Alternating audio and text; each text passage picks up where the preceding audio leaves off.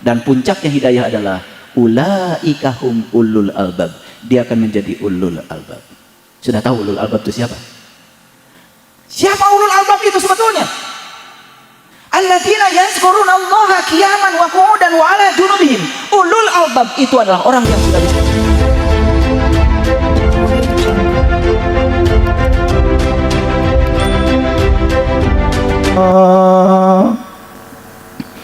La ilaha illallah, La ilaha illallah, Muhammadur Rasulullah. Terus lantunkan kalimat itu. La ilaha illallah. Yang mana yang bukan dia? Yang nyata adalah dia, yang tidak nyata adalah dia. Wal awalu wal akhiru wal dhakhiru wal batin. Dia yang awal, dia yang akhir. Bahkan dia tidak berawal, dia tidak berakhir. Dia yang lahir, dia yang batin. Terus lantunkan kalimat itu. Jangan ditahan emosinya, sampai betul-betul seluruh identitas kita memanunggal bersamanya. La ilaha illallah, La ilaha illallah, La ilaha illallah, Muhammadur Rasulullah. Biarkan seluruh sel dalam tubuhmu bergetar hebat. 100 triliun sel dalam tubuh kita sekarang sedang bersuka cita, merasakan keheningan yang dalam, merasakan kehadirannya, tadarru wa khufiyatan. La ilaha illallah, La ilaha illallah, La ilaha illallah, Muhammadur Rasulullah. Terus lantunkan kalimat itu. Rasakan semakin dalam, semakin terasa keheningan itu, dan semakin terasa pelukan semesta pada diri kita. Rasakan cinta kasihnya, rasakan kehadirannya, rasakan keberadaannya. Nikmati keheningan ini walaupun cuma beberapa saat. Lantunkan lebih dalam lagi. La ilaha illallah, La ilaha illallah, La ilaha illallah, Muhammadur Rasulullah. Rasakan terus keheningan itu. Nikmati. Baik, mari kita hadiahkan Al-Fatihah untuk seluruh sel dalam tubuh kita. Semoga malam ini sudah siap untuk bisa menerima hidangan dari langit ruhani kita, hidangan dari Dia Sang Pemilik semesta raya. Fil barakati umul Quran. Al-Fatihah.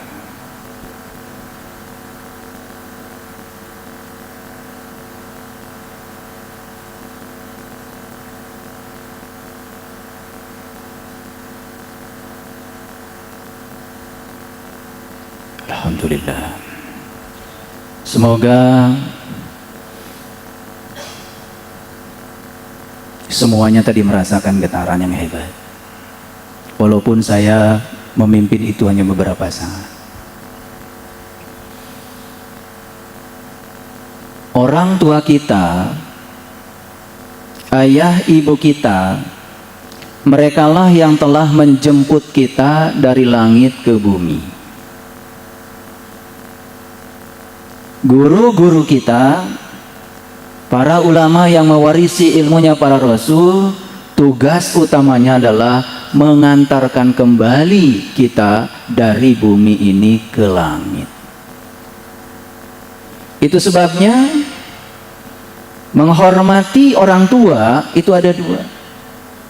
Ada orang tua jasmania, manusia terhebat yang dipilih semesta untuk kelahiran kita, yang telah menjemput kita dari langit ke bumi. Dan satu lagi orang tua kita adalah mereka yang berjasa mengantarkan kembali kita dari bumi ke langit.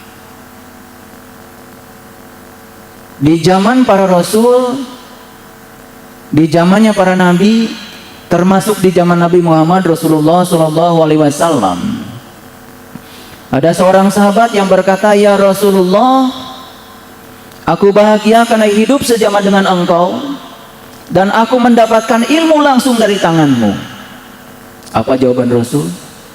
"Jauh lebih bahagia umatku," kata Rasul, "yang hidup tidak sejaman dengan aku, tetapi mereka masih dapat ilmuku dari para pewarisku." Lalu sahabat bertanya, "Ya Rasulullah, siapa pewaris ilmumu yang sesungguhnya?" "Al-ulama, al-ulama, al-ulama warasatul anbiya." Jadi ulama itu sebetulnya adalah para pewaris ilmunya para nabi. Apa yang diwariskan para nabi kepada para ulama? Dalam Quran surat Ali Imran ayat ke-49, yang diwariskan itu cuma 3. Ilmu yang pertama yang diwariskan para nabi, para rasul kepada para ulama adalah wa ubriul akmah. Ilmu untuk membuka ketertutupan mata kalbu kita. Saya tidak berbicara hati, saya berbicara kalbu. Karena di Indonesia hati dan kalbu sudah dianggap sama. Dalam bahasa Arab, hati itu adalah kibdah. Kalau kita pergi ke pasar unta di Arab, kalau kita cari hati unta, tidak pernah disebut qalbul jumal, disebutnya kobidul jumal, kibdahul jumal.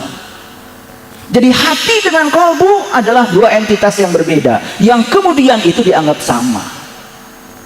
Hati itu letaknya dari dada, dari leher ke bawah, sedangkan kalbu tidak di situ. Itu sebabnya ketika para sahabat bertanya kepada Rasulullah, "Apa sesungguhnya kalbu?" turunlah hadis qudsi, dan Allah menyatakan, "Langit dan bumi tidak akan cukup menampung zatku, tapi kalbunya orang yang beriman, itulah sebenar-benarnya rumahku." Qalbul mu'min baitullah. Jadi kalbu itu adalah rumahnya Allah. Kalbu itu adalah rumahnya Allah. Sebuah lokus pada diri manusia. Di situ Allah memberikan alamat kepada kita. Maka siapa yang sudah tahu kuncinya dan siapa yang sudah tahu pintunya dan bisa membukanya, maka dia bisa berkunjung ke Baitullah yang sebenarnya. Begitu dia berkunjung ke Baitullah yang sebenarnya, di situ dia akan mengalami sebuah pengalaman spiritual yang luar biasa. Di situ akan mengalami yang namanya syahadat sejati. Lalu yang kedua, ilmu yang diwariskan oleh para nabi, para rasul kepada para ulama, yang kedua adalah wal abrosho, ilmu untuk menyembuhkan penyakit kulit. Penyakit kulit itu bukan panu, penyakit kulit itu bukan kurap, penyakit kulit itu bukan kudis. Penyakit kulit itu adalah kedangkalan memahami sesuatu. Karena seluruh kebenaran diletakkan dalam hakikat, dan semua penampakan itu bisa jadi adalah kebohongan. Tetapi kebohongan yang diulang terus-menerus bisa jadi suatu saat dianggap sebagai kebenaran. Makanya Allah menyatakan dalam Al-Quran, "Sanurihim ayatina fil afaq wa fi anfusihim hatta yatabayyana lahum annahul haq." Aku bentangkan kebesaranku di segala ufuk, dan yang paling penting, aku bentangkan kebesaranku pada dirimu sendiri. Dan siapa yang sudah menemukan kebesarannya pada dirinya, maka dia sudah menemukan kebenaran. Jadi semua kebesaran Allah yang ditampakkan di alam makros kosmos itu sudah ada dalam diri kita. Kalau tahu ilmunya, tahu caranya. Nabi Ibrahim pernah melakukan pencarian. Diabadikan dalam Quran surat Al-An'am. Yang pertama beliau temukan adalah bintang, setelah itu menemukan bulan, dan setelah itu menemukan matahari. Tepat ketika menemukan matahari, apa yang beliau lakukan? Inni wajjahtu wajhiya lilladzi fataras samawati wal ardh hanifan wa ma ana minal musyrikin. Bukankah itu yang diabadikan dalam Al-Quran? Tetapi apa yang kita lakukan selama ini? Kita mengucapkan ini wajhatu wajhiya lilladzi fataras samawati wal ardh hanifan wa ma ana minal musyrikin. Cuman katanya dulu Nabi Ibrahim pernah mengucapkan kalimat itu. Apa bedanya kita dengan Nabi Ibrahim? Bedanya tipis. Nabi Ibrahim mengalami pengalaman spiritualnya dulu, tapi kita belum mengalaminya. Makanya kalimat yang kita ucapkan berulang-ulang tadi sejak saya duduk di sini, anta samsun, anta banjrun, anta nurun fauqa nur. Anta laksana matahari, anta laksana bulan purnama, anta laksana cahaya di atas cahaya. Allahu nurus samawati wal ard, masalu nurihi kamishkatin fiha misbah, al misbahu fi zujajah, azujajatu ka'annaha kaukab. Allah adalah cahaya langit dan bumi. Perumpamaan cahaya seperti yang ada di dalam miskat. Makanya kitab terakhir Imam Al-Ghazali namanya Mishkatul Anwar. Nur itu tunggal, tapi kalau Anwar berarti gabungan berbagai macam nur, jamak. Mishkatul Anwar adalah relung cahaya. Di mana Mishkatul Anwar? Diletakkan di dalam diri kita. Maka di situ kita akan menemukan misbah. Dan misbah itu diletakkan dalam kaca. Al-misbahu fi zujajah. Di mana kaca berada? Di mana kaca berada? Cari kaca dalam tubuh kita. Ada kaca nggak dalam tubuh kita? Ada? Belum menemukan? Subhanallah. Tiap hari kita pakai alat ini, tiap hari kita pakai melihat. Bukankah kita bisa melihat kalau di sini ada kaca yang bernama lensa? Walladzi yusawwirukum fil arham kaifa yasha. Dialah Allah yang telah menciptakan kamu sebagaimana rencananya. Tidak ada satupun ciptaan Allah yang di luar rencananya.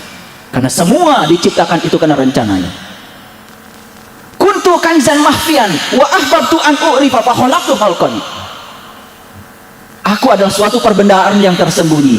Aku ingin agar aku dikenali, maka aku ciptakan ciptaan agar dengan ciptaan kalian bisa mengenalku. Jadi semua ciptaan itu diciptakan hanya untuk satu tujuan, agar semuanya digunakan untuk mengenalku. Wa ahbabtu an urifa. Aku cinta, aku rindu untuk dikenal. Makanya Rasulullah mengatakan awwaluddin ma'rifatullahi ta'ala wa rasulih. Awalnya agama mengenal Allah dan Rasulnya.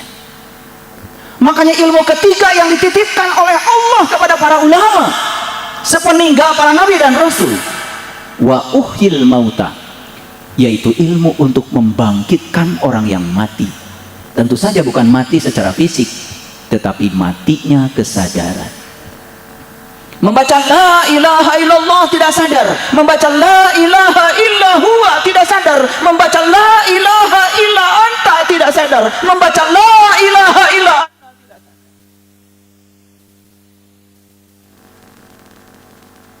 Banyak yang datang ke pesantren saya hanya menuntun saja membaca la ilaha illallah, la ilaha illa huwa, la ilaha illa anta, la ilaha illa anta, tersungkur.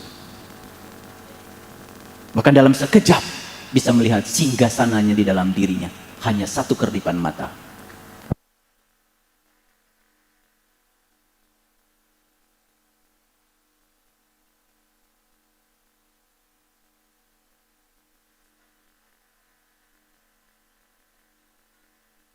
Wallazina utul ilma darajah. Awas, awas.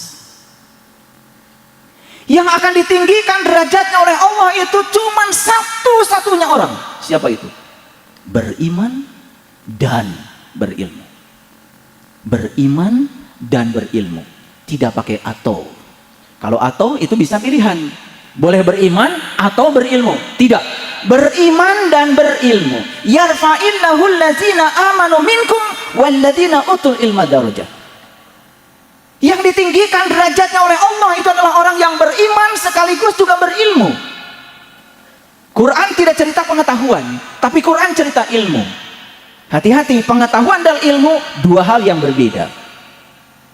Pengetahuan itu informasi, pengetahuan itu katanya. Apa kata orang, apa kata internet, apa kata siapapun, itu masih informasi. Sepanjang informasi itu belum menjadi pengalaman pribadi kita. Begitu informasi itu sudah menjadi pengalaman pribadi, itu baru yang namanya ilmu. Quran tidak cerita pengetahuan, tapi Quran cerita ilmu. Pengetahuan dan ilmu dua hal yang berbeda. Jadi sebetulnya ilmu itu adalah pengetahuan yang sudah menjadi pengalaman rasa. Makanya para bijak, para suci mengatakan, lam yahmadin. Siapa yang tidak mengalami, maka dia tidak akan pernah memahami. Siapa yang tidak mengalami, dia tidak akan pernah bisa memahami. Pemahaman itu bukan apa kata orang, bukan apa kata buku, bukan apa kata ulama, bukan apa kitab suci, tapi kebenaran pemahaman yang sebenarnya adalah apa kata pengalaman kita. Malam yazuk lam ya'rif. Yang gak ngalamin tidak akan pernah paham. Jadi paham itu bukan urusan intelektualitas. Paham itu bukan urusan pikiran, tapi paham itu adalah urusan kesadaran. Makanya pengetahuan sejati adalah mengetahui kalau kita tidak tahu. Ulangi, pengetahuan sejati itu adalah mengetahui kalau kita tidak tahu. Begitu kita tahu kalau kita tidak tahu, itulah pengetahuan sejati. Maka siapapun yang tahu kalau dirinya tidak tahu, maka pasti akan mencari tahu. Sangat berbeda dengan orang yang tidak tahu, tetapi dia tidak tahu bahwa dia tidak tahu, tidak akan pernah mencari tahu. Orang yang tidak tahu, tetapi dia tidak tahu bahwa dia tidak tahu, tidak akan pernah mencari tahu. Tetapi orang yang tahu bahwa dia tidak tahu, pasti akan mencari tahu. Maka pengetahuan sejati adalah mengetahui kalau kita tidak tahu. Orang yang merasa dirinya tahu dan merasa dirinya penuh, tidak akan ada di sini. Dan orang-orang yang ada di sini saat ini adalah orang-orang yang sadar kalau dirinya mungkin saja belum tahu. Makanya dengan kerendahan hatinya membawa dirinya datang di majelis ilmu ini. Itu sebabnya Allah menyatakan dalam Al-Quran, gerbangnya hidayah itu adalah di sini. Alladzina yastami'una al-qaul fayatabi'una ahsanahu ulaika hadahumullah ulaika hum ulul albab. Orang-orang yang mau memasangkan telinganya untuk mendengar, dan setelah mendengar dia mengikuti yang terbaik dari yang dia dengar, ulaika hadahumullah, dialah orang-orang yang berhak atas hidayah Allah. Dan puncaknya hidayah adalah ulaika hum ulul albab, dia akan menjadi ulul albab. Sudah tahu ulul albab itu siapa? Siapa ulul albab itu sebetulnya? Alladzina yazkurunallaha qiyaman wa qu'udan wa 'ala junubihim. Ulul albab itu adalah orang yang sudah bisa mengingat Allah dalam keadaan berdiri, duduk, dan berbaring. Ulangi, ulul albab itu adalah orang yang sudah bisa mengingat Allah dalam keadaan berdiri, duduk, dan berbaring. Perhatikan saya semua, mengingat dan menyebut dua hal yang berbeda. Ayo, betul apa tidak? Menyebut, mana alatnya? Mana alat untuk menyebut? Silahkan tunjukkan. Kalau menyebut pakai mana alatnya? Ini menyebut. Mengingat itu bukan di sini. Mengingat itu bukan di sini. Mengingat itu di dalam. Di sebelah mana saya pun tidak tahu. Tapi syarat saya ingat harus tahu yang diingat. Siapa yang sudah tahu pasti dia bisa mengingat. Rasulullah SAW tidak sholat dulu, tetapi Isra Mi'raj dulu, liqa dulu, berjumpa dulu dengan jati dirinya. Setelah berjumpa dengan jati dirinya, baru beliau bisa mengingat. Bahkan di Quran dikatakan, fa idza qadaitu manasikakum fazkurullah kadzikrikum abaakum. Mengingat Allah itu seperti kalian mengingat orang tuamu. Silahkan praktekkan sekarang. Ingat sama orang tua sekarang. Ingat? Ada suaranya? Ada suaranya? Ada suaranya? Ingat sama orang tua sekarang. Ada suaranya? Kan tidak ada suaranya. Betul? Bapak saya namanya Haji Muhammad Komar. Bisa ingat sama bapak saya? Kenapa nggak bisa ingat? Karena gak kenal. Karena syarat sahnya ingat harus tahu yang diingat. Tidak mungkin bisa mengingat kalau tidak tahu. Syarat sahnya ingat harus tahu. Sebutkan sekarang nama orang tua saya berulang kali, 1000 kali di tempat ini. Muhammad Komar, Muhammad Komar, Muhammad Komar. Sampai berbusa mulut kita. Apakah berhasil mengingat bapak saya? Tidak akan berhasil. Kenapa? Karena Muhammad Komar itu adalah tulisan nama bapak saya, bukan bapak saya. Bapak saya datang ke semesta ini tanpa nama. Yang ngasih nama adalah kakek saya. Setuju atau tidak? Ini ngaji dulu dikit, ngaji dulu dikit. Sayang saya datang ke sini kalau nggak ngaji. Ini ngaji beneran nih. Tapi dikit aja ngajinya, nggak usah panjang-panjang. Karena yang paling penting dari semua itu sebetulnya bukan mendengar, mengikuti yang didengar sampai kita mencapai tingkatan ulul albab. Kalau sudah mencapai tingkatan ulul albab, di situ letaknya kenikmatan, di situ letaknya kebahagiaan, di situ letaknya nikmatnya sholat. Banyak anak-anak muda yang datang ke tempat saya sangat-sangat menyepelekan sholat, dan saya tidak pernah marah.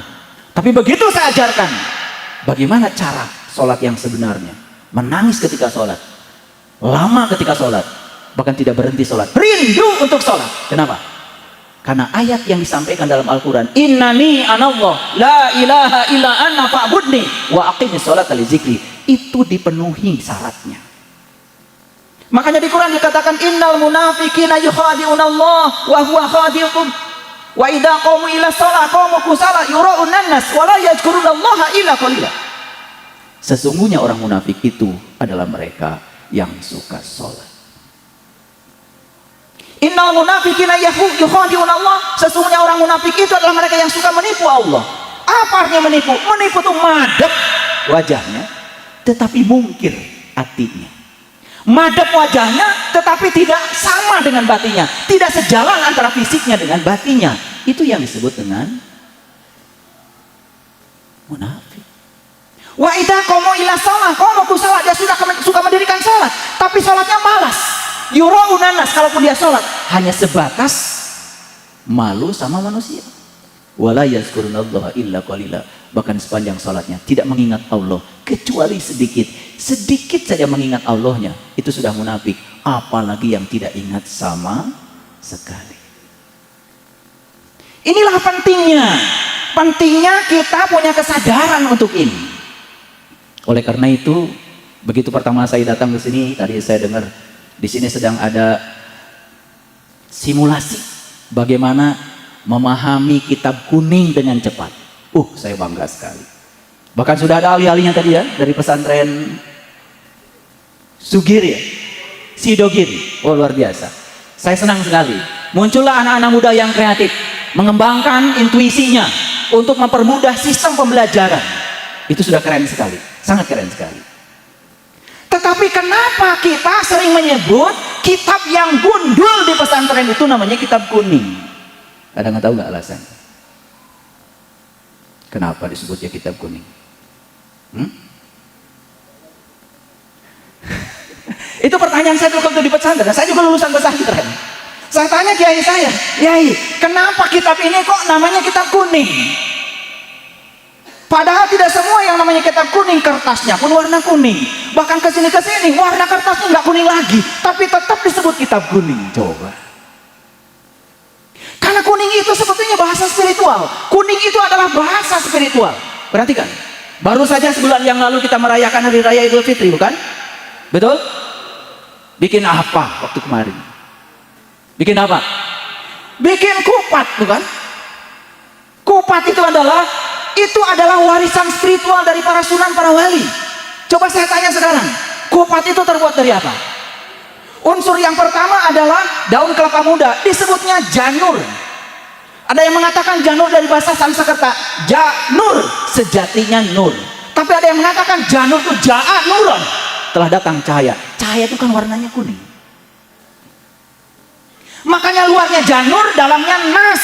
Nas itu adalah beras yang sudah digodok. Kalau belum digodok masih keras, namanya beras. Tapi kalau sudah lunak, namanya ganti jadi nas. Dari mana itu kok orang tua kita menyebut beras yang sudah digodok namanya nas? Itu diambil dari Quran surat An-Nas. Cerita apa itu? Cerita apa itu? Cerita nas. Ini nas. Cerita manusia. Jadi sejatinya nas adalah nur, makanya disebutnya berwarna kuning keemasan. Jadi kitab kuning sebetulnya isinya adalah petunjuk untuk mendapatkan cahaya di atas cahaya. Kalau tahu ilmunya begitu. Jadi metode untuk mengertinya sudah ada, metode untuk tahu isinya sudah ada, tinggal sekarang cari metodenya untuk menemukan kitab kuning yang sejati. Karena saat nyawa di kerongkongan sini nanti, itu diabadikan dalam Quran surat Al-Waqiah. Falaula idza balagatil hulqum wa antum hina idzin tanzurun wa nahnu aqrabu ila minkum walakin la tubsirun. Ketika nyawamu sampai di kerongkongan nanti, saat itu kamu harus melihat. Saat itu kamu harus melihat. Wa antum hina idzin tanzurun wa nahnu aqrabu ila minkum. Aku sangat dekat dengan kamu.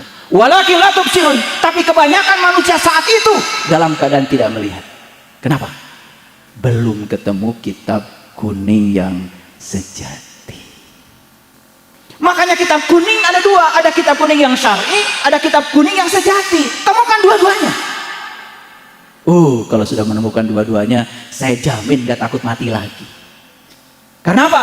Karena sudah ngalamin yang namanya ilmu mati sakjroning urip. Jadi ilmu mati sakjroning urip itu adalah ilmu luar biasa. Itu ilmu intinya para sunan, para wali. Cuman sekarang ilmu itu dianggap sepele. Para Rasulullah mengatakan dalam hadis, mut anta qabla mut, mut anta qabla mut. Belajar mati selagi hidup, belajar mati selagi hidup. Orang tua kita jauh sebelum Rasulullah mengatakan itu sudah mengatakan harus belajar mati sakjroning urip. Makanya Nabi Yunus kan ditelan ikan. Itu simbolik, bukan ditelan ikan beneran. Gak usah cari ikannya di mana ditelannya, gak penting. Tetapi lihat ketika ditelan ikan, apa yang dikatakan Nabi Yunus? Apa coba? Apa? La ilaha illa anta. Kok ditelan ikan, tetapi ngomongnya la ilaha illa anta, la ilaha illa anta. Tidak ada Tuhan kecuali Engkau, tidak ada Tuhan kecuali Engkau. Ngalamin apa sih Nabi Yunus saat itu? Ngalamin apa? Itu adalah liqa. Itu adalah perjumpaan. Itu mengulang kembali kalimat alastu bi rabbikum qalu bala syahidna.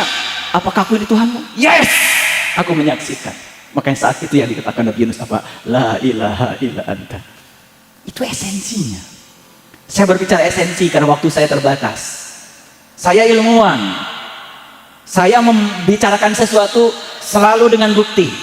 Tetapi saya tentu tidak bisa membuktikan di sini. Kalau ingin membuktikan, ayo kita belajar. Ada ilmunya, ada caranya. Kalau cara membaca kitab kuning saja sudah ditemukan, yang syar'i, cara membaca kitab kuning yang hakiki pun sudah diwariskan oleh para sunan, para wali. Kuncinya ada pada diri kita semua. Ada pada diri kita semua. Cuman itu kunci selama ini dibiarkan begitu saja, belum kita gunakan. Lalu apa yang terjadi? Kita nggak kenal diri sejati kita yang sesungguhnya. Makanya ketika Yai Romo Yai Nur Hamim datang ke rumah saya 2 bulan yang lalu, dan beliau mengundang saya untuk hadir di sini. Sesibuk apapun saya bilang, Romo Yai pasti saya akan datang. Jadi oleh karena itu, mari kita gunakan kehadiran saya di sini untuk sama-sama berpikir. Karena di dalam Quran surat Al-Fatir dikatakan, aku panjangkan umurmu untuk satu tujuan, untuk berpikir. Itu Quran. Jadi kita dipanjangkan umur oleh Allah itu untuk satu tujuan, untuk berpikir. Tahu nggak berpikir itu seperti apa? Sudah tahu nggak berpikir? Udah pada bisa berpikir? Kalau berpikir menggunakan apa? Menggunakan apa? Menggunakan pikiran. Siapa yang bisa menggunakan pikiran? Yang sudah bisa mengendalikan pikirannya. Ulangi. Saya tidak sedang cerita urusan sekolah. Siapa yang bisa berpikir adalah mereka yang sudah bisa mengendalikan pikirannya, bukan yang dikendalikan oleh pikirannya. Pertanyaan saya sederhana. Ayo jawab semuanya. Saat ini kita mengendalikan pikiran atau kita dikendalikan oleh pikiran? Ayo jawab. Mengendalikan pikiran atau kita dikendalikan oleh pikiran? Jawabannya apa? Dikendalikan pikiran. Sepanjang kita dikendalikan oleh pikiran, sepanjang itu pula kita tidak bisa menggunakan pikiran. Karena pikiran justru menggunakan kita, bukan kita yang menggunakan pikiran. Itulah pentingnya kita belajar kesadaran. Jadi,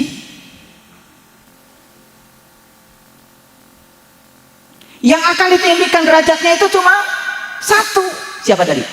Orang yang berilman dan berilmu. Ayo, lihat saya. Pada sahur nggak kemarin? Pada sahur?